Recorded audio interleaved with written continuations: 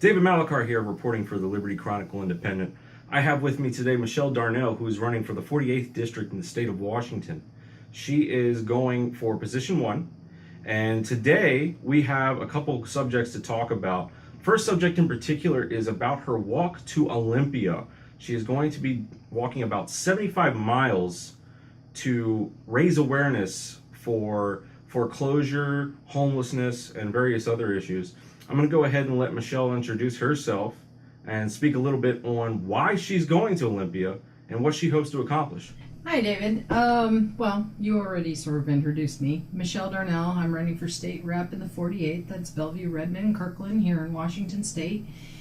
And on September 21st through the 23rd, I will be walking, I believe it's 74 miles, I think. And I'm walking to raise awareness of foreclosure and how foreclosures contributes to the homelessness problem.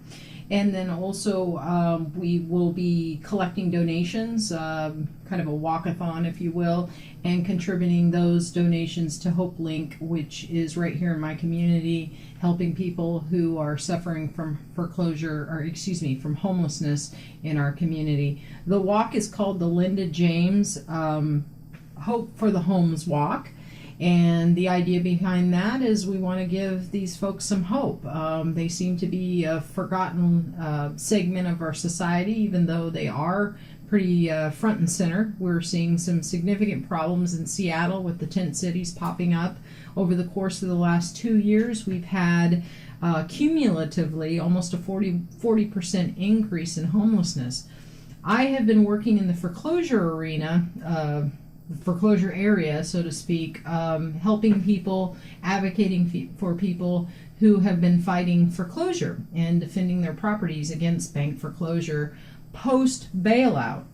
And what I see is we've had over 640,000 foreclosures in Washington State since 2007. Many of those, likely around 80% of those, were probably avoidable and potentially unlawful foreclosures. Now, when people are foreclosed on, they then become renters. They're looking for homes. And so this is a contributing factor with our homelessness problem, because those folks then move into the rental market, which affects inventory, the availability of housing, and it drives up rents. When you drive up rents 30 to 40%, which is the case here in Seattle and even the east side, people who cannot keep up with that 30 to 40% increase in rents and cannot come up with first, last, and deposit, well, they end up on grandma's couch, or as you can see, out on the street. I talked about this issue in 2014. I talked about the foreclosure issue. Didn't talk quite as much about the homelessness issue. The homelessness issue has become pretty much a crisis that we see right now. I was mindful of the crisis in Seattle just because I've been down there a lot, and last summer I volunteered a little bit on some of the cleanups and talked to people that were dealing with it. What I've found running for office is that it's a significant problem right here in my own district. We don't necessarily see it a lot, but folks are sleeping in cars, they're couch surfing. There's a lot of homelessness even in my own community, and statewide it's definitely a significant issue. I'm hearing stories over and over and over about people facing homelessness. So it's a crisis in our state, and I'm trying to connect the dots. Why am I doing a walk? Well, I thought about doing a march, and that seemed like a logistical nightmare, trying to get folks out to do something like that. So I thought to myself, well, what can I do? And I thought, well, I can walk. So my hope is that I'm going to walk over the course of 3 days, and I'm going to do some live Facebook feeds where I'm going to actually dedicate certain stretches of the road to people who have lost their homes, and in some cases everything they've worked their entire lives for, and in some cases their lives to foreclosure. We had a situation, maybe a couple months ago in Wenatchee, where a gentleman committed suicide as they were coming to take his home from him. Linda James, I've written about Linda James. I met her, I don't know, maybe 4 or 5 years ago. She was fighting foreclosure. Her story is one that I hear over and over and over again. It's a story where post-recession, she lost her job. She was a teacher. She got laid off. So she had obviously had her household income affected. She'd never missed a payment. She had, very good credit. And she called up the bank and asked for help. And the bank said, yeah, we're here to help you out. All you have to do is miss 3 payments. Well, and this is a story, I'm telling you this story, this is Linda's story, but it's also the story I hear, 8 out of 10 people that end up in foreclosure, this is their story. The bank tells her to miss 3 payments, and that's really puzzling to her. Why should I miss 3 payments? I've never missed a payment before. That doesn't even make sense. But her back was against the wall. She really had no other options. So she missed 3 payments, not knowing that after she missed 3 payments, she would be officially in foreclosure. And then she went over the course of, I believe, a year or 2 trying to get a modification. The bank loses her paperwork, multiple points of contact. A point of contact is the representative that you call when you want to talk to the bank. And just really got the runaround over and over and over. And they delay the process by losing paperwork, and she can't get a hold of the right person. And meanwhile, that foreclosure timeline, the clock is ticking towards foreclosure. And in Washington State, we have a non-judicial foreclosure state, so you will never get served necessarily. You don't get a lawsuit filed against you. It's a pretty much an administrative process where we have a judicial substitute, which is in a sense a judge that oversees the process, called a trustee. But here's the problem: the trustee has a duty per the Deed of Trust Act. The trustee has a duty of good faith to the borrower and a duty of good faith to the beneficiary or the bank, but they're hired by the bank. So these people get run through, any challenge they bring up, like, in her particular situation, when she tried to tell the trustee, hey, they kind of tricked me into this foreclosure, they're not hearing anything of it, and they just move forward with the foreclosure process. In her particular situation, she also came down with cancer while she was fighting for her home. She had been in the home for about 15 years, I believe, and so she's fighting, for her life, cancer. And she's fighting the foreclosure, mounds and mounds of paperwork, trying to save her home. You can imagine the stress. No doubt it probably made her health situation worse. I hear that a lot. I hear people coming down with symptoms similar to post-traumatic stress disorder as they're dealing with this foreclosure situation.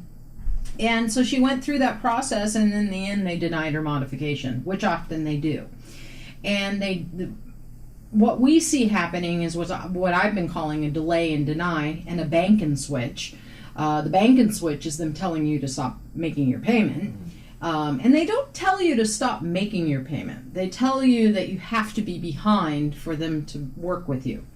So they delay the process, and meanwhile, your arrears are growing because you're missing your payments. And then in the end, they will tell you, oh, sorry, you don't actually qualify because you didn't dot this I or cross this T.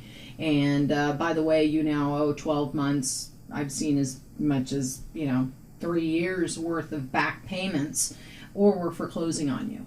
And this is the story I hear over and over and over again. Probably when people see this video, there's going to be people come out of the woodwork and tell the story. It's such a problem that actually 2 weeks ago, there was a Court of Appeals case out of the 10th District Court of Appeals, where they're going so far as to say that they believe that there's some racketeering involved. We have one case, our law firm has one case where we have 27 causes of action. So there's definitely, some cause for our legislature and for our Attorney General to be looking into these situations. and doing more to restore justice in the process. And frankly, like I say, 80% of these probably should not even result in a foreclosure. And these people should be able to keep their homes. We had what was called TARP, Troubled Asset Relief Program, where basically we bailed out the banks, Treasury, taxpayer money to bail out the banks back in 2008. The flip side of that was the banks had a duty to modify loans whenever the borrowers qualified. If they had sufficient income, if they had circumstances, what we call a hardship, that the banks were supposed to modify these loans. That didn't happen. And I'm not going to, bore the audience with the details. They can feel free to contact me. I'd be happy to tell them. But basically, the banks took the bailout money and they pushed people to the streets. And you can go to communities here in Washington State, and there's empty house after empty house after empty house. Just a couple of weeks ago, I drove out to Whidbey Island on business, and there was a house there that's been sitting empty for 5 years. I had a client call me the other day that says there's 3 empty houses on her street. So we have empty houses in Washington State, and we have homeless spilling out onto our streets. So this is why I'm doing the walk. I want to, I guess I sort of feel like the kid that's saying, the emperor has no clothes. Hey folks, we've got a problem here. We're wanting to toss more money at the homelessness problem, and yet, we're letting these foreclosures keep going. And I keep being told, oh, well, I was told in 214 that this isn't an issue, the foreclosure problem's over. Not true. As a matter of fact, we looked up the appointment of successor trustee, which is one of the first steps in a foreclosure process. And here in King County, since June, there were 9,000 filings for appointment of successor trustee. Not all of those will be foreclosures, but a lot of them will be. That's the first step. That trustee that I told you about, a lot of times the bank will find a trustee that kind of plays the game, so to speak. And so that's the first document that is filed in the foreclosure process. So that tells me that, we still have foreclosures going on, maybe not as many as we did a few years ago, but we're also set up for it to happen again, frankly. We've got here in King County about 1.3 months of inventory, real estate inventory, houses to be bought, and a healthy market is 6 months. So what that's doing is that's driving up property values while we have those empty houses sitting there, mind you. So we have sort of artificial manipulation of the market, driving up housing prices, which then means people that, they need a place to live. And so they're taking on more loan than they can afford. Not necessarily more house than they can afford. I don't believe in that argument, but more more loan than they can afford, just simply because they have to. So what does that do? Well, as you well know, our economy cycles, and so there will be a downturn at some point. And frankly, we haven't really come out of the recession entirely yet. Anyway, the middle class hasn't. So, when that happens, these folks are going to be at risk of foreclosure, and we're going to have sort of a rinse and repeat. And so I think, we need more awareness of the problem. We need to connect the dots. I think we have some other pressures as well. We have a lot of barriers to building affordable housing in terms of the cost of building affordable housing.